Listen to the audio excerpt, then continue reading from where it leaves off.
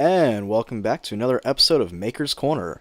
In this week's video, I'll be showing you how to make one of these awesome tabletop concrete fireballs for about $10 that requires literally zero tools other than a pair of wire cutters or a good pair of scissors.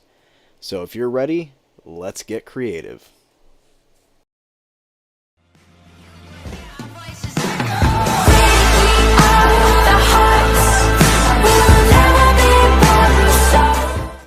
So to start off this project, we're going to need two plastic bowls, with one being slightly smaller than the other.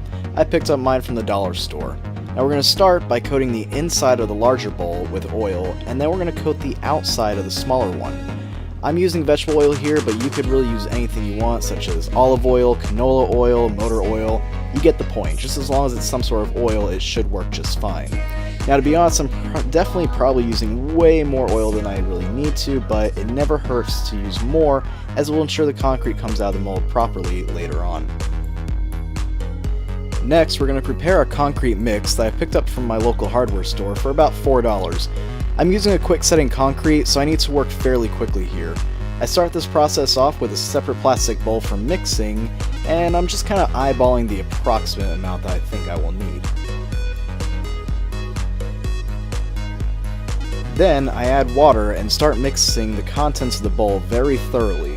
Once I have the concrete mixed to the consistency specified by the instructions, I dump the mix into our larger bowl. I end up needing a little bit more of the mix, so I added some more concrete and a little bit more water to the large bowl and mixed it up again. At this point, we can take our smaller bowl and push it down into the center of the concrete, and then add a little bit of weight to keep the bowl from rising up as the concrete hardens. I tried using the edge of my orbital sander to vibrate the outside of the form to release the air bubbles trapped inside the concrete, but it turned out to be a little too violent and kept causing the inner bowl to tip over. So I just chose to vibrate the form by hand using a rubber mallet on the side and top of the outer bowl. Make sure to take your time here, as it will drastically improve the surface finish of the bowl when it's removed from the form. I let the concrete dry for about 24 hours and then brought it inside to start separating the concrete from the plastic bowls we used as a form. As you can see, due to the oil we used in the beginning of the video, the inner bowl came right out. Then I flipped the bowl upside down on a towel and very lightly tapped the bottom to release the concrete from the outer bowl. I then sanded the top edge to knock down some of the sharp edges and to give the top a little bit of a smoother finish.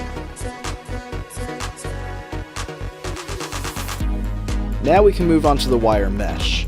I got a large roll of this metal mesh from the hardware store for about $6.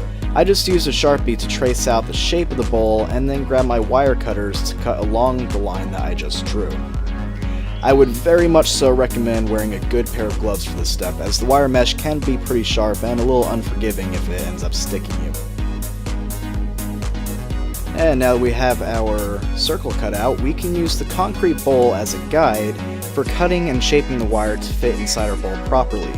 As you can probably tell from the video, this process did take quite a while to get perfect, and I will be doing another video in a few weeks showing a much better way of making one of these fireballs for people who have access to some power tools that would honestly make this project come out much better, as this video is primarily aimed at people without access to any tools.